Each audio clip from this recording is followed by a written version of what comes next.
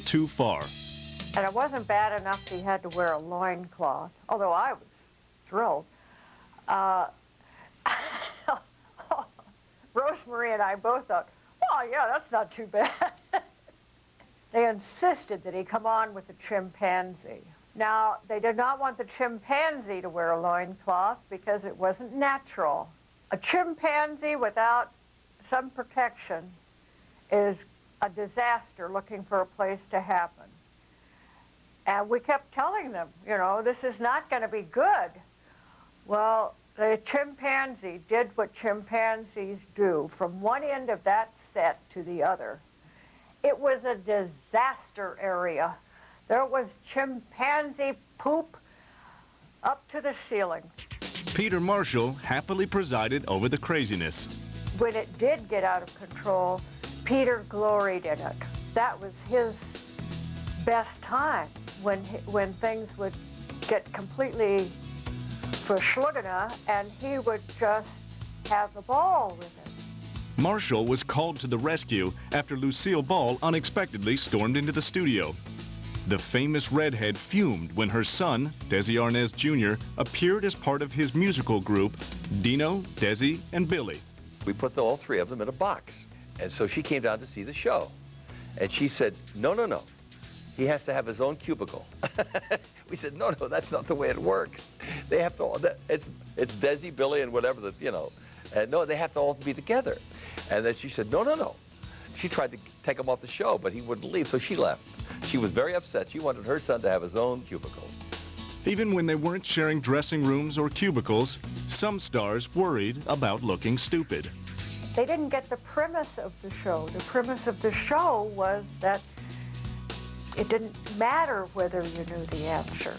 You didn't have to be brilliant. That's what was so much fun about it. Jack Palance didn't seem to care about the questions or the answers. They went and asked him a question, and he wasn't responding to it, you know, and they realized he'd fallen asleep. Celebrities flocked to Hollywood Squares, but sometimes the gate was shut. The names that were turned away. I mean, this little pipsqueak show in the position of making a ruling on somebody's career is kind of ironic and silly, isn't it? But we did. No, they won't be funny. No, they're not big enough. They had a wonderful expression. If the guest wasn't who they liked, they would say Pasadena. That meant pass. We pass on that person. And they were pretty cutthroat about it. Producers weren't content with both a daytime and a nighttime version of Hollywood Squares. In 1969, they added a Saturday morning children's version. The new show was called Storybook Squares. The panelists dressed as famous characters. Oh, the most fun. But I tell you what was wrong with the show. They were only half-hour shows. They should have been 45-minute shows or an hour show. But by the time we introduced all the characters, you know, Paul Lynde as the Wicked Witch, Leslie Uggams as Snow White. I mean, we had all these people in these gorgeous costumes. By the time we got them through the door and got them seated and everybody stopped screaming, we had like 8 minutes of show for these young kids. The Saturday show was expensive, and the ratings did not live up to expectations. Storybook Squares lasted only 8 months before producers pulled the plug. Frequent guest Joan Rivers wasn't sad to see the show go. It was stupid. First of all, you had to get there so early and get in some dumb costume. And they never let me be the pretty princess, you know. Well, Joan could be the third little pig, and they always had me. Storybook Squares was a rare misstep for the creative team. As the 1970s began, Hollywood Squares was still going strong, but tragedy lay ahead. Hollywood Squares looked like loads of fun to millions of viewers. The stars were having a ball, and contestants went home loaded with giveaways. During the 1970s, the tapings became a nonstop party until tragedy rocked the highly rated game show.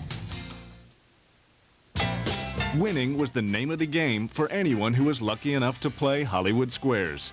Whoever came out on top was showered with prizes.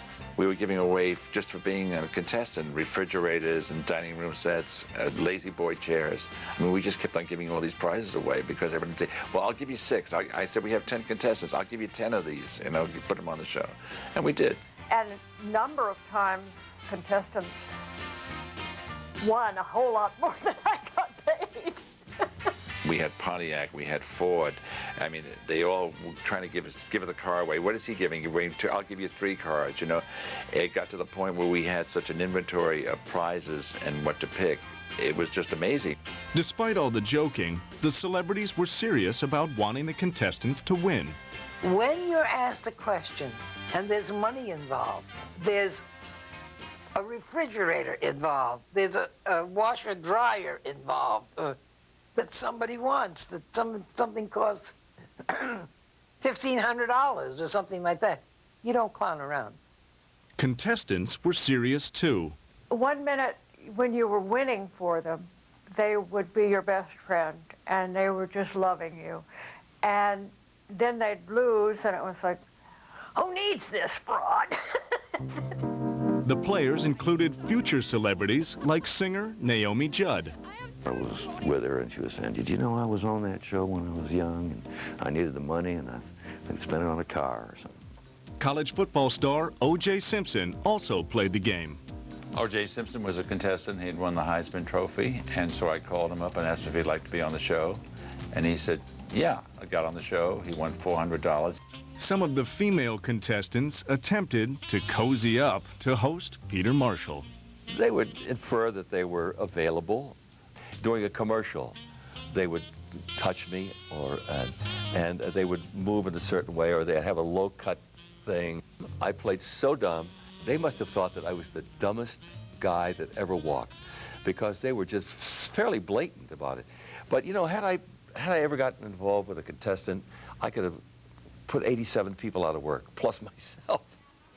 One small-town beauty queen was even more direct about her desire to win, as producers found out during a pre-show interview. Now, she says, is there a couch you want me to go to? He said, no, this is not that kind of a show. Hollywood Squares taped a week's worth of programs in one day. To take the sting out of the long hours, producers Merrill Heater and Bob Quigley arranged for a catered meal that was served after the 3rd show.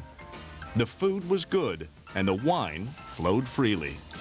The theory was at the time was drinking would loosen the celebrities up, as it did with many of them. It became very funny. It was like a party every week. Get together with all your pals, have a few laughs, have a free dinner and half a dozen drinks, and you could always tell the shows that were done after the dinner break. I don't know if you could do it today, but it was a great idea because nobody got smashed. Everybody just got kind of silly. I think there were a number of times when Merrill and Bob would come down the hall and we'd come rolling down the hall and, hi! and breathe on them and burn their eyebrows off. And they'd say, oh my God, are we in for it? I don't know how we did it sometimes. I really mean that. I mean, sometimes we really got pissed. Paul Lynde was pounding down drinks in a serious way, both on and off the show. The actor's boozing caught the attention of local police. Paul came in and he said, you don't know what happened to me last night. I said, what happened? He said, well, I had a little too much wine last night. Yeah, we know that, Paul. And I was driving home on the sidewalk, and a cop came behind him, pulled him over, and the policeman came over with a pad, and Paul rolled down his window and he says, I'll have a cheeseburger full of fries. And the cop laughed and said, I'll escort you home, Mr. Paul, Mr. Lynde. Before long, no one was laughing at Lynde's drinking problem. But concern about Paul was overshadowed by an unexpected tragedy. On February 15, 1973, cast regular Wally Cox was found dead in his Bel Air home. Authorities said it was a heart attack, but rumors quickly spread that the real cause was a lethal mix of medication and booze. Rumors began to circulate that 48-year-old Cox committed suicide. We were all pretty much shattered. There was some mystery about how he died. I know that he suffered from depression, for a long time. I mean, the real sincere type of depression that is based upon nothing. He would go into very deep depressions, but you'd never see it on the show. He was always very professional. He had a lot of problems. And so he was in psychoanalysis for many years. They finally discovered at the end of his life, he was fine. He had a chemical imbalance. And they gave him some kind of medicine. He was fine. I think it was an accident. I think it was possibly medication and perhaps some kind of alcohol that caused some type of reaction. I certainly don't believe it was any type of a suicide. I like to think of him just going to a better place where where nothing could hurt him anymore. Wally's friends and family held a small wake. One close friend couldn't bear to go in. There's a guy standing next to a garage there, and he says, and he came out, and he says, does Wally have, do they have everything they need? Does Pat have enough to drink, enough to eat? And I go, yeah, and it was Brando. And then he just disappeared back to the garage and into the woods. And he was crying, by the way, too. In his autobiography, Marlon Brando revealed that he later took the pajamas Cox wore when he died and kept them as a remembrance of his old pal. When taping resumed on Hollywood Squares, a strange problem began popping up in the square occupied by Cox's buddy, Cliff Arquette, a.k.a. Charlie Weaver. His lights would go out, and we'd have to stop tape, and they would fix the thing. And then they would get very strange, and then they would blink. And they did, and finally it hit Roe, it hit me. It's Wally. Wally's doing this to drive us crazy. And that's when we started to laugh about it. And when we discovered it, that's when it ended, by the way. Then the lights were okay. But Arquette began battling a real-life medical problem. The actor suffered a massive stroke. He spent 6 months recuperating. The comic who always loved the ladies slowed down, but didn't lose his sense of humor. When he required the services of like a nurse full-time, I says, is a nurse helping you? And he says, yes, she sucks the poison out of me. As Arquette struggled to recover, producers persuaded him to return to the show. Viewers were shocked at Charlie Weaver's gaunt appearance. And there was a terrific physical change in him, you know, from the gregarious large guy. He had lost probably over 100 pounds, and his shirt had to be taken in, and the hat almost was too big for him. It was a kind of a strange thing to see, the difference in him. A couple of times when he would read the joke wrong, and then he'd look at it, and Peter would remind him, and he'd go, oh, okay. And then he'd read the answer and still get the big laugh. Because when the audience loves you as they loved Cliff, they're pretty willing to accept whatever you do. If you've got them, you've got them. You know, you can't miss. Cliff Charlie Weaver Arquette passed away on September 23, 1974, at age 68. His girlfriend remained in the apartment they once shared. A few months later, associate producer Art Alisi received a call from the woman, then went straight to the show's producers. I said, you know, Marion is living in this place, and maybe they're raising the rent, and she may not be able to afford to stay there. And they said, how much more is it? So I said, $75 a month. And they said, well, as long as the show is on, she'll have that $75. And they did. They paid her all the way through. Cliff Arquette's grandchildren continue his showbiz tradition. Rosanna, Patricia, and David Arquette all enjoy successful performing careers. In the mid-1970s, Hollywood Squares endured the deaths of two popular regulars to remain the country's #1 rated game show. But the host was looking for a new challenge, while the biggest square was reaching his breaking point. After spending a decade as MC of Hollywood Squares, Peter Marshall realized that many viewed him as just a game show host. Was I irritated? Maybe disappointed. I wasn't, but look, I was a game show host. I had the #1 game show. They paid me wonderfully well. What's the complaint about? Get off of it, you know? I'm not going to go around saying I'm an unhappy kid. I was a very happy guy. The former Broadway performer continued to do Las Vegas concerts and regional theater. But Marshall was eager to branch out. In 1976, he hosted the syndicated Peter Marshall Variety Show. The 90-minute weekly program featured a 22-piece orchestra. It was a very expensive show.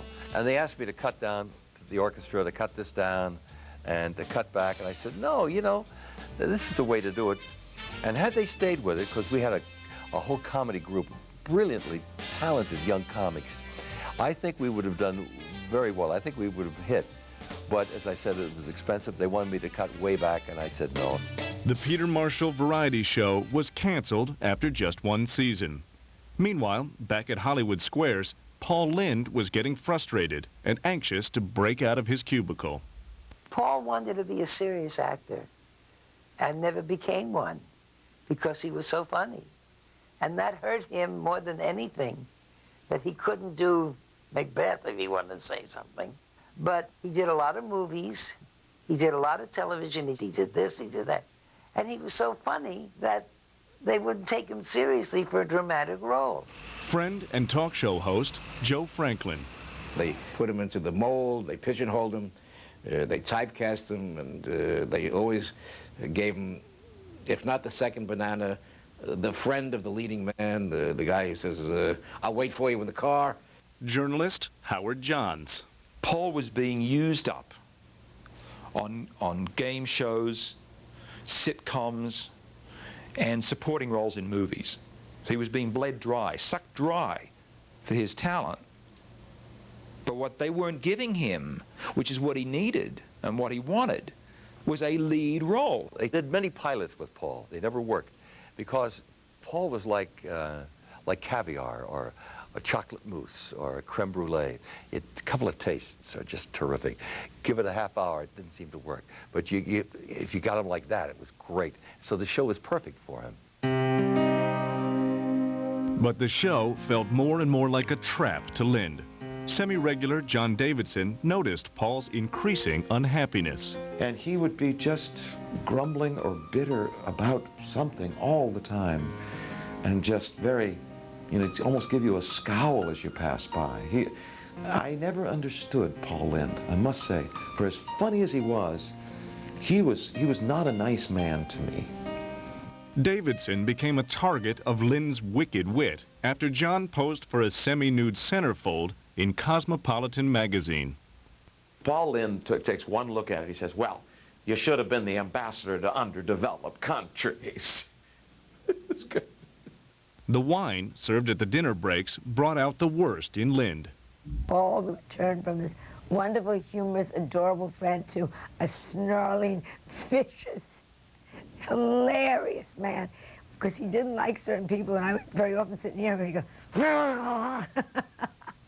so I always look forward to Thursday and Friday tapings after lunch. I remember there was one incident where Paul, totally intoxicated, I mean, been drinking vodka all day, he took a dislike to guest panelist Tanya Tucker, and he called her a bitch. And he told her, you know, if you don't shut up, I'll punch you in the mouth. I'll give you a black eye. I mean, he started to make these really, really nasty remarks. And she turned around and said, you know, from her square, she looked over and said, well, why don't you just go, shut up, Paul? And he, well, you know, and he threw a hissy fit and ran off, you know. And he was furious, and he threw one of his dog's dish, full of food at me, and it hit off the wall. And I decided that he wouldn't do a great performance the last show, so he was replaced for the last show with KC of KC and the Sunshine Band. According to the food editor of the Dallas Morning News, what's the best reason for pounding meat? Oh, loneliness. Paul's personal life seemed to be as dark as his mood on the set. Paul would habitually cruise the bars of West Hollywood up and down Sunset and Santa Monica Boulevard. He would go out on these nightly excursions, and he would drink, and he'd smoke pot and snort some coke, and he'd go out to have a good time. He just had a problem with finding the right person. He had boyfriends, he had relationships, nothing that lasted. Not in the sense that he wanted the person, as he said, to know me for who I am and not what they see on TV. Lynde's paycheck on Hollywood Squares also became an issue for the actor. We were at dinner once at Rosemary's house, and he says, doesn't anybody get a raise here? He wanted more money, and deservedly so, since he was the top star at the show. Unhappy about his salary, Lind left the show in 1979. The National Enquirer later published an article claiming Paul was fired for drunkenness and unprofessional behavior. No. Believe me, that was not the reason. It all had to do with money. And when again, it comes right down to it, it seems that money always seems to be the problem. Lind responded with a $10 million libel suit against the tabloid. Meanwhile, producers wanted Paul back. They searched for a way to convince Lind to return. And so a deal was worked out that the company would develop other shows for him, and he would be paid for those, whether those shows came to fruition or not. And that way he made more money than the other people on the show. We were favored nations, so everyone was paid the same, and it was all right. The Hollywood squares were once again intact. But as the 1980s began, meddling by the network threatened to tear the show apart. NBC shifted Hollywood squares to different time slots. Peter Marshall viewed the moves as an anti-game show conspiracy by unfriendly network executives. Then they started moving us, trying to get our ratings down so they could get rid of the show.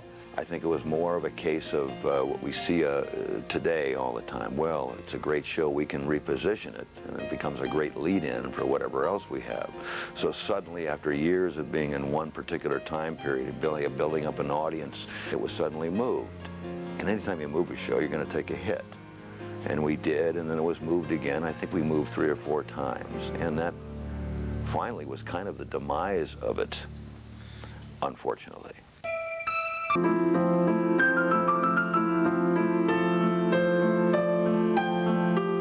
By 1980, Hollywood Squares was losing steam. NBC bounced the show around so many time slots that fans could hardly find it. The network was ready to put a big X over the long-running franchise. In the summer of 1980, Fred Silverman, the network exec who greenlit the original pilot for Hollywood Squares, was president of NBC.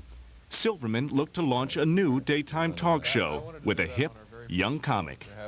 And he was going to do an hour and a half with David Letterman. And so he canceled Hollywood Squares, High Rollers, and Wheel of Fortune. Bob Bowden is an executive with the Game Show Network. Sometimes new executives need to make their mark, and if there's a show that's been on as long as Hollywood Squares had been at the time, sometimes it's better to just have a little bit of a programming turnover and try to replace it with something new. Prior to the premiere, network executives cut the David Letterman show back to 1 hour. The Wheel of Fortune got a reprieve, but Hollywood Squares was not spared. The final day of taping was emotional.